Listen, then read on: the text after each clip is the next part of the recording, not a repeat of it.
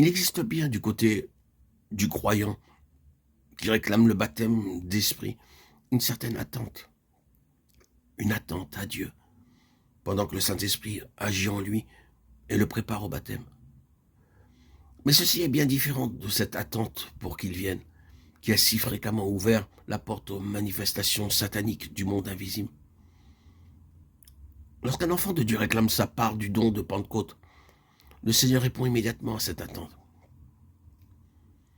Mais la manifestation de son esprit, la preuve qu'il est venu et qu'il agit, peut ne pas correspondre aux idées particulières du croyant. Si donc les réunions dites d'attente pour que le Saint-Esprit descende de façon manifeste, ont été si profitables aux esprits séducteurs, c'est qu'elles ne sont pas conformes à l'enseignement de la parole de Dieu. Celle-ci nous déclare que nous n'avons pas à nous adresser au Saint-Esprit et à le prier de venir en nous, puisqu'il est le don du Père. Luc 11, 13, Jean 14, 16. Que nous n'avons pas à attendre le Saint-Esprit, mais à le saisir, à le recevoir du Seigneur ressuscité. Jean 20, 22, Éphésiens 5, 18, duquel il est écrit « Il vous baptisera du Saint-Esprit et de feu ». Matthieu 3, 11. C'est pourquoi adresser des requêtes à l'Esprit, se confier en l'Esprit, obéir à l'Esprit, attendre que l'Esprit descende, sont autant d'attitudes contraires à l'enseignement des Écritures.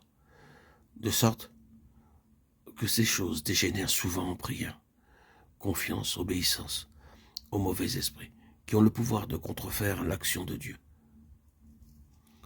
D'autres erreurs encore, assez généralement répandues, se greffent sur des phrases comme celle-ci. « Dieu peut toutes choses, si je me confie en lui, il me garde. » On méconnaît que l'action de Dieu repose sur certaines lois auxquelles doivent se conformer ceux qui se confient en lui pour être gardés. Si j'avais tort, Dieu ne se servirait pas de moi. Ici, on ignore que lorsque Dieu rencontre dans l'homme la droiture et la bonne volonté, il se sert de cet homme dans la plus grande mesure possible. Mais le fait que Dieu se sert d'un chrétien ne garantit nullement que celui-ci ait raison dans tout ce qu'il fait ou tout ce qu'il dit. Le fidèle pourrait dire « je n'ai pas de péché » ou « le péché a été parfaitement enlevé ». On n'a pas réalisé à quel point la nature pécheresse héritée d'Adam s'est enracinée dans la créature déchue. Et combien cette présomption que le péché est parfaitement éliminé de l'être tout entier favorise l'ennemi et nourrit la vie naturelle. Or, que celle-ci n'est plus crucifiée sans cesse quotidiennement, comme il faut qu'elle le soit. Dieu qui est amour ne permettra pas que je sois séduit.